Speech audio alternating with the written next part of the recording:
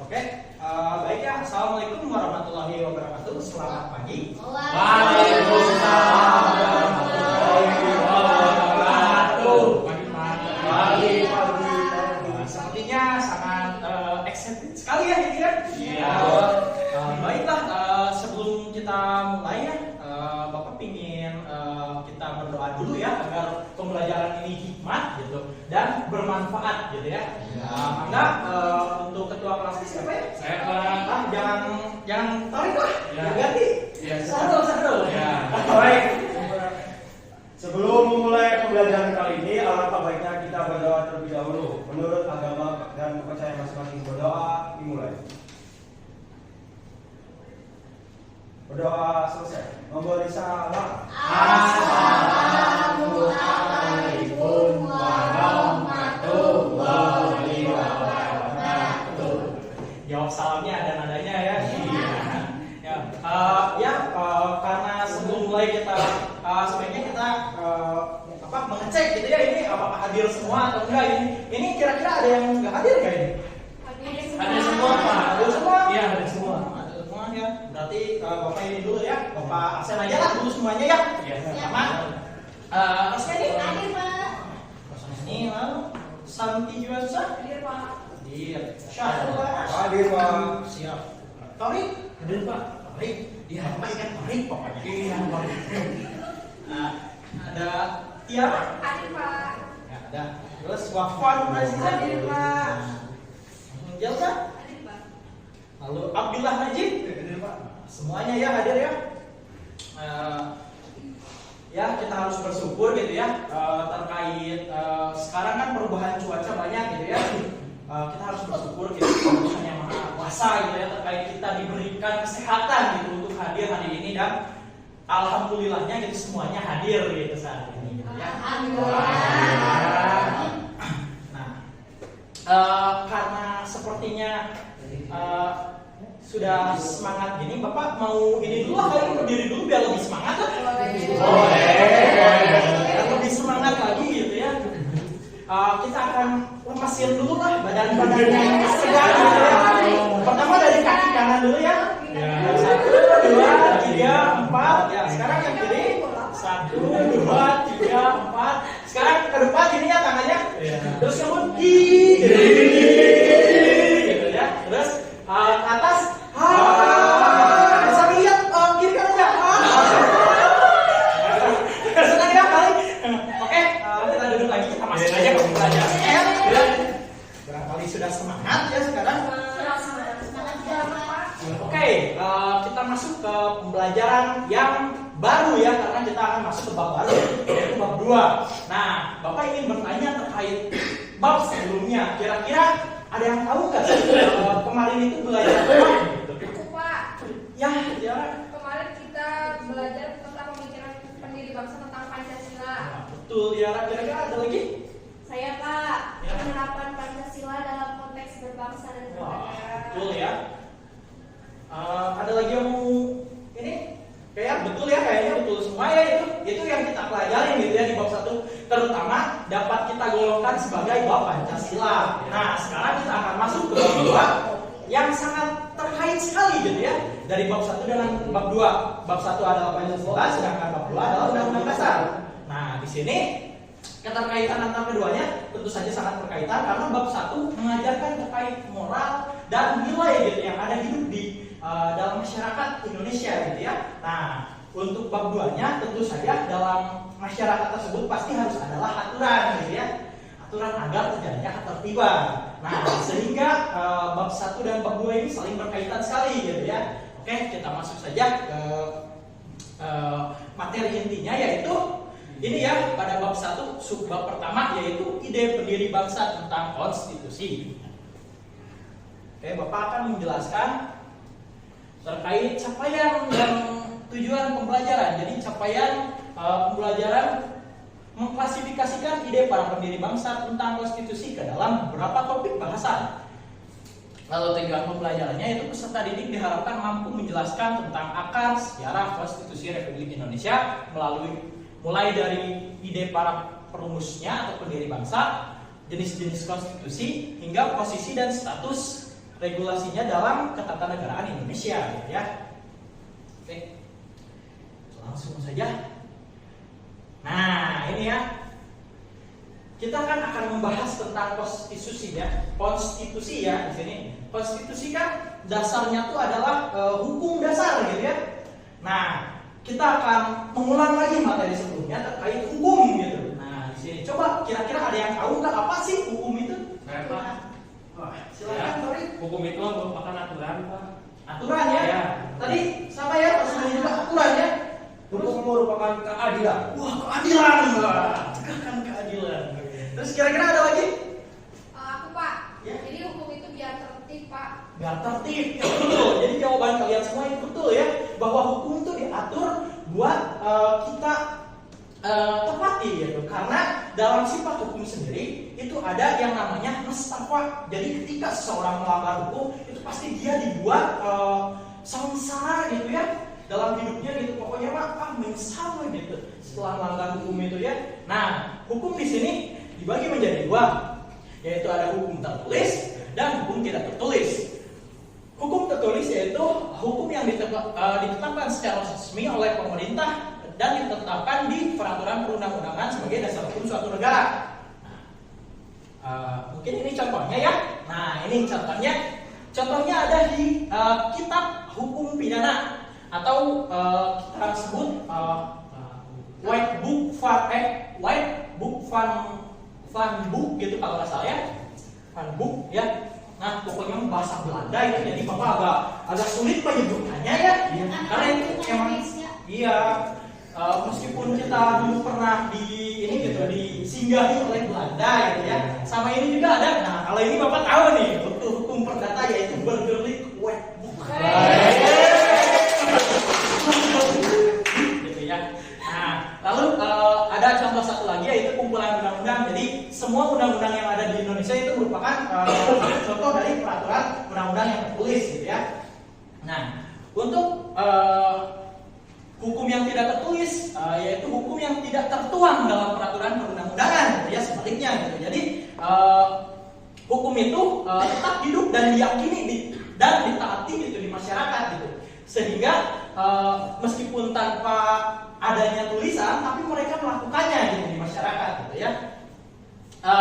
Jadi dapat kita golongkan bahwa hukum tersebut merupakan hukum adat gitu ya.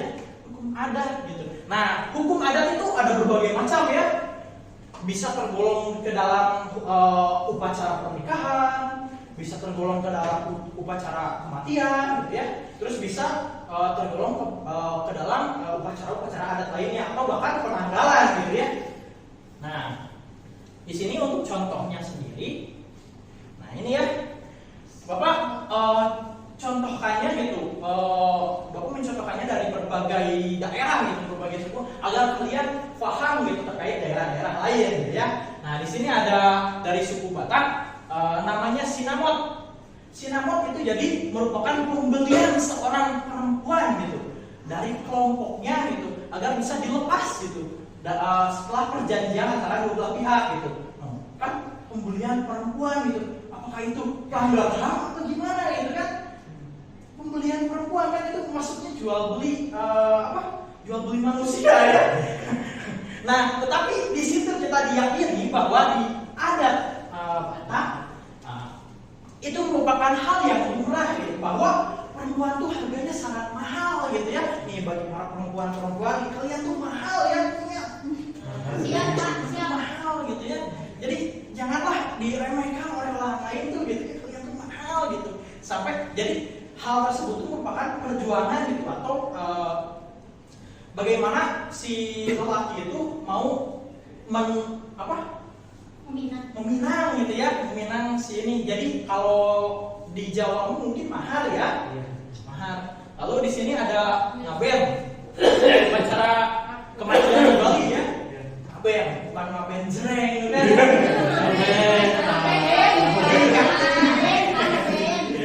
Jadi ngaben itu di sini merupakan upacara kematian yang ada di Bali ya. Di sini merupakan sebuah kremasi orang mati ya, orang yang sudah meninggal. Dia tuh dipisahkan nilainya tuh ada, dia tuh dipisahkan dari jasad dan rohnya gitu dengan cara dibakar untuk disucikan gitu ya. Menurut kepercayaan umat Hindu yang ada di Bali ya. Lalu ini daerah saya mengambilnya karena saya Jawa gitu ya. Di sini ada namanya Suron. Suron itu apa gitu? Jadi Suron itu selamatan atas hari raya satu suro, ya satu suro gitu di situ. Nah di situ banyak gitu ya terkait apa namanya tuh satu suro gitu. Nah satu suro merupakan tanggalan hari tahun baru di Jawa gitu ya. Satu suro jadi harus dirayakan dengan sangat bahagia gitu ya. Nah kira-kira di sini ada yang tahu nggak sih terkait budaya di daerah masing-masing? Coba ada yang tahu nggak daerah kalian? Iya Pak. Ya, Pak. Kalau di daerah saya ada yang namanya pamali Pak, nggak boleh keluar rumah pas malam-malam, katanya nanti dibawa hantu Pak. Wah, gitu ya. Nah mungkin itu ya, itu nilai yang terhidup yang ada lahir gitu di masyarakat Sunda gitu ya, di Wafa gitu ya.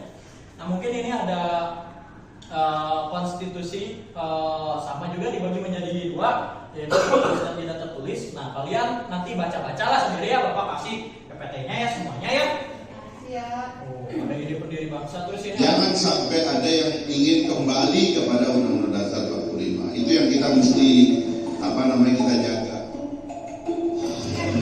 Perjuangan kita sebetulnya kembali kepada Undang-Undang Dasar 45. Oke ya, setelah kalian nonton video ini gitu ya, apakah ada pertanyaan?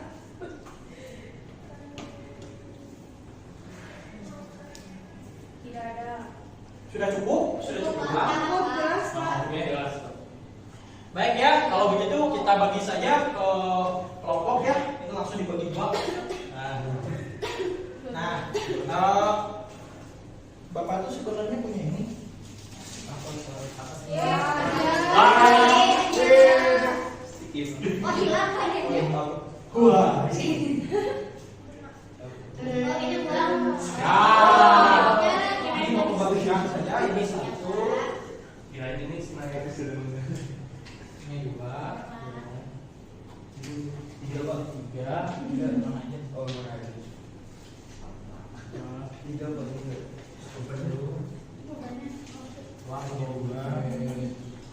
warna merah. Terima kasih Pak. Itu ya.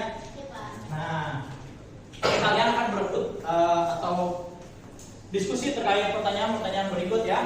Aku beri waktu 5 menit mungkin ya. Atau 10 menit. Oke, sudah ya diskusinya. Nah, Bapak pingin kalian tuh maju dengan mendengarkan lagu daerah ini gitu ya. Lagu daerah ini dipilihnya gitu ya. Lagu daerah ini ada ya dari Jambi. Belum diklik Pak. Nanti kan ini nanti diputerin. Kalau nomor yang sama nanti maju ke depan gitu. Misalnya puterin aja ini, pokoknya ke sini. Oke, 1, 2, 3.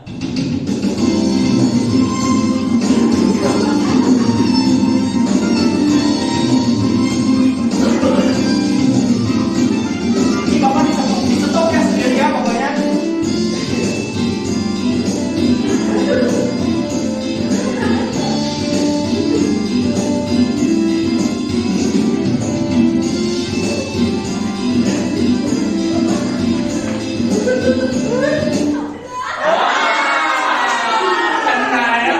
Nomor berapa? 2. Nomor 2. Yang nomor 2 maju juga.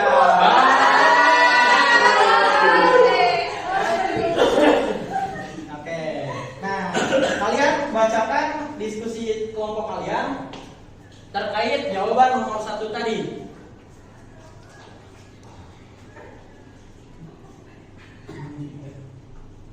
Nah, ini ya. Kenapa kita harus mengetahui dan memahami pemikiran pendiri bangsa terkait konstitusi? Enggak. Dari kelompok 1 dulu. Saya akan menjawab ya kenapa kita harus mengetahui para pendiri konstitusi, sebagai negara Indonesia kita harus memiliki aturan untuk menjaga ketertiban di masyarakat. Wah, keren sekali ya. Langsung semangat Pak Pula.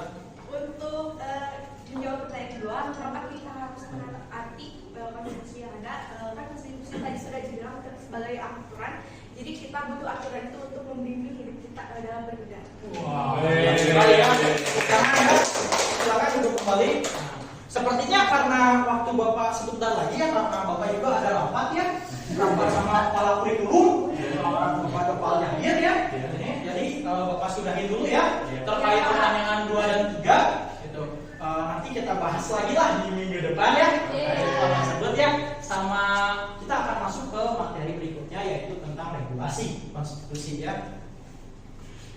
Nah, mungkin Bapak sudahi saja ya. Sebelum itu Bapak ingin menanyakan kenapa Bapak memilih lagu adat tadi ya, lagu adat kita itu sudah gitu, kenapa kita dikasih lagu Jawi gitu yang kita tidak tahu asal usulnya gitu. Nah, jadi dari judulnya sendiri kita dapat mengetahui gitu bahwa namanya junjung adat gitu merupakan kita harus menjunjung adat merupakan hukum yang tidak tertulis gitu ya. Di situ sangat berkaitan sekali sama konstitusi ya, bahwa hukum itu harus dijunjung tinggi gitu, meskipun ada aturan-aturan yang nyeleneh ya dalam itu. Nah, kita sendiri kita harus tahu gitu dengan memahami konstitusi sendiri gitu dari ide-ide dari bangsa gitu ya. Kita harus menelaah apakah itu hukumnya baik atau enggak gitu ya. Nah, itu saja mungkin yang dapat Bapak sampaikan di pertemuan kali ini, karena Bapak rapat ini ya. Rapat. Jadi kita sudahi saja dengan wassalamualaikum warahmatullahi wabarakatuh.